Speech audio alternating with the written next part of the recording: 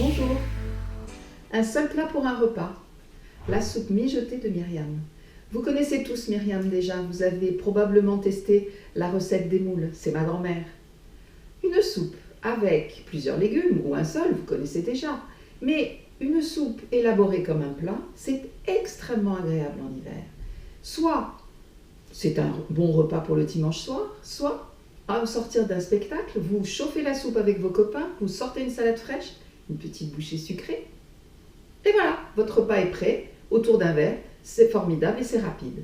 Imaginez tout le monde autour de la table, on amène la soupière, on soulève le couvercle et les conversations s'arrêtent parce que l'arôme s'échappe du couvercle. Pour que cette scène puisse arriver chez vous, voici la fiche recette et le panier qui va avec toutes les courses. Alors, si vous avez envie, on y va, c'est à vous, au travail.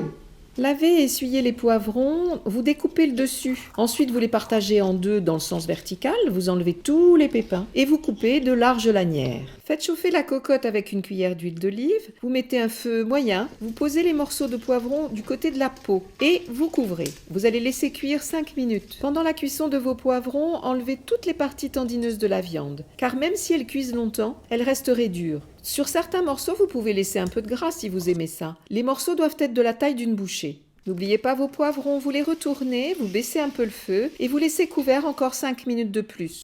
Finissez de découper votre viande, voilà, tous les morceaux sont prêts. Les morceaux de poivrons sont presque cuits et c'est très bien comme ça. Vous les retirez, vous les posez dans une assiette et vous allez couvrir cette assiette avec du papier d'aluminium en fermant le plus hermétiquement possible. Ensuite, vous augmentez le feu et vous ajoutez toute la viande. Détachez bien tous les morceaux, remuez bien. Pendant la cuisson de votre viande, épluchez les gousses d'ail, vous enlevez bien le germe et vous hachez grossièrement.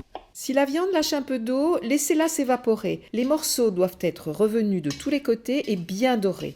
C'est un des secrets du goût de cette soupe. Attention à ne pas les brûler par contre. Ensuite, une fois que cette phase est terminée, vous retirez la viande. Dans la cocotte toujours à feu vif, vous allez verser la tomate, vous allez bien racler, verser de l'eau moitié du volume de la tomate et sans couvrir, vous allez laisser cuire pendant 30 minutes.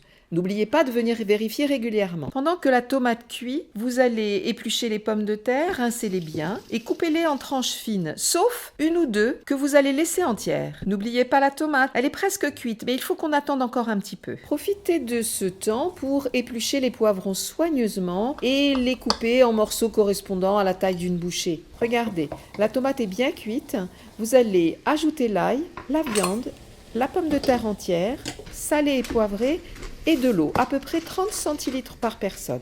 Vous dissolvez bien les sucres, vérifiez la température et vous baissez le feu car vous allez laisser cuire 30 minutes. Au bout de ces 30 minutes, ajoutez les morceaux de poivron et les tranches de pommes de terre. Vous posez le couvercle, attendez 5 minutes et vérifiez la chaleur. Il faut que ça cuise en petit bouillonnement. Vous remuez un tout petit peu. Vous couvrez et là, encore 15 minutes de cuisson. Parfois, l'eau s'est un peu trop évaporée, vous en rajoutez si besoin. Vous voyez là les proportions entre le bouillon, les pommes de terre, la viande. Il faut du bouillon, mais pas trop tout de même. Récupérez la pomme de terre entière, écrasez-la avec la fourchette et reversez cette purée dans la soupe. Cela va donner un petit velouté qui est un mélange subtil. Laissez couvert 5 minutes et voilà, c'est prêt. Vous avez fini de faire la soupe?